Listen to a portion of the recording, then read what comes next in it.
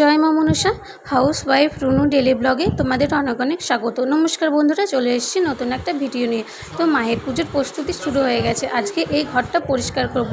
প্রথমে ভেবেছিলাম এই ঘরটাও করব, কিন্তু ওটা করতে এত দেরি হলো, তার জন্য আর ওই ঘরটা হলো না। আর সকাল সকাল পুচকির বাবা গরম গরম জিলিপি আর চপ নিয়ে চলে এসছে। এদিকে আমি ভাত, ডাল সেদ্ধ এগুলোও বসে দিয়েছি। আর আজ যেহেতু শনিবার, সেরকম বাজার করেনি, তাড়াতাড়ি রান্না করার জন্য একটু ডাল ভাত আর আলুর দমটা করে নিলাম। এদিকে আলুর দমের জন্য আলুগুলো ভেজে দিয়েছি, এদিকে ডালটাও ছকে নিয়েছি। পুচকিকে একটু পড়তে বসালাম, কারণ সারাদিন ঝামেলার পর ওকে আর পড়তে বসানো হবে না।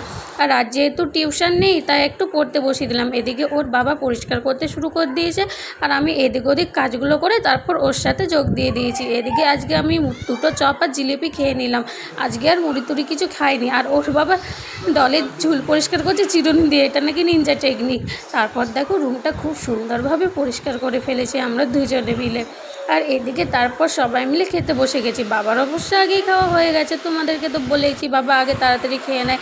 আর আজকে খেতে অনেকটা দেরি হয়ে গেছিলো, প্রায় 3টের দিক হয়ে গেছিলো খেতে। তারপর সন্ধ্যাবেলা পুচকি আর পুচকির বাবা গেছিলো মাসির বাড়ি। এটা ওর মাসি কিনে দিয়েছে ওকে মেলাতে, কিন্তু আর দেওয়া হয়নি। ওরও আর আসা হয়নি, আমারও যাওয়া হয়নি। আজকে ওরা দুজনে গেছিলো, তো ও এটা নিয়ে এসে খেলা করছে। তারপর সন্ধ্যাবেলায় তো একটু কিছু চাই, তাই একটু চানাচুর মুড়ি নিয়ে নিয়েছিলাম সবাই।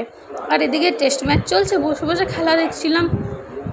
আর ও জানি কিছু একটা করছিল। ওটা সকালে বাবা একটু ভাত খেতে পারেনি আলুর দম দিয়ে, তাই আলু পোস্ত করে দিয়েছে। আর বাবা খুব ঝোল পছন্দ করে আলু পোস্ততে। তো এই ভিডিওটা এই অবধি আসছে নতুন একটা ব্লগ। ভালো লাগলে অবশ্যই লাইক আর সাবস্ক্রাইব করে দেবে। এখনকার মতো টাটা।